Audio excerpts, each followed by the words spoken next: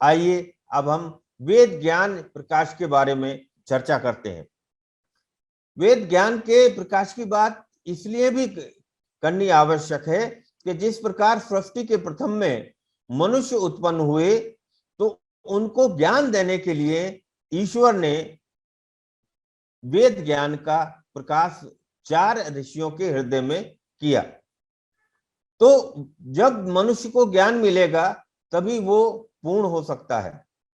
आप जानते हैं कि जो पशुओं का ज्ञान होता है वो स्वाभाविक ज्ञान होता है और जो मनुष्यों का ज्ञान होता है वो नैमित्तिक ज्ञान होता है। आज हम और आप अगर हिंदी में बात कर रहे हैं और फ्रेंच में नहीं कर सकते क्योंकि हमने हिंदी भाषा सीखी है, तो जो भी मनुष्य जो चीज सीखता है उसी का ही उपयोग करता है।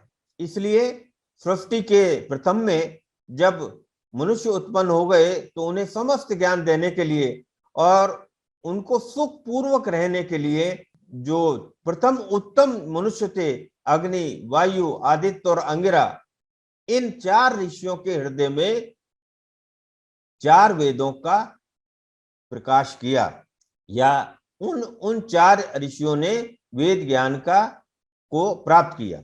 अब इसके प्रमाणों की बात आती है तो यजुर्वेद के 31वें अध्याय का जो 7वां मंत्र है वहां पर यह उल्लेख है कि उस सच्चिदानंद सब स्थानों में परिपूर्ण जो सब मनुष्यों द्वारा उपास्य है, उस परब्रह्म से ऋग्वेद, यजुर्वेद, सामवेद और छंदासी अर्थवेद, ये 4 वेद उत्पन्न हुए।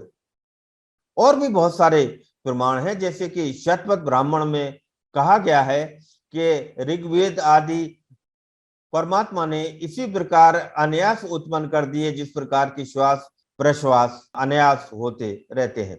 अन्य प्रमाण की तरफ भी जाते हैं। शतपथ ब्राह्मण में एक स्थान पे आया है कि सृष्टि के प्रथम में आदि में परमात्मा ने अग्नि, वायु, आदित्य और अंगिरा ऋषियों के हृदय में एक एक वेद का प्रकाश किया।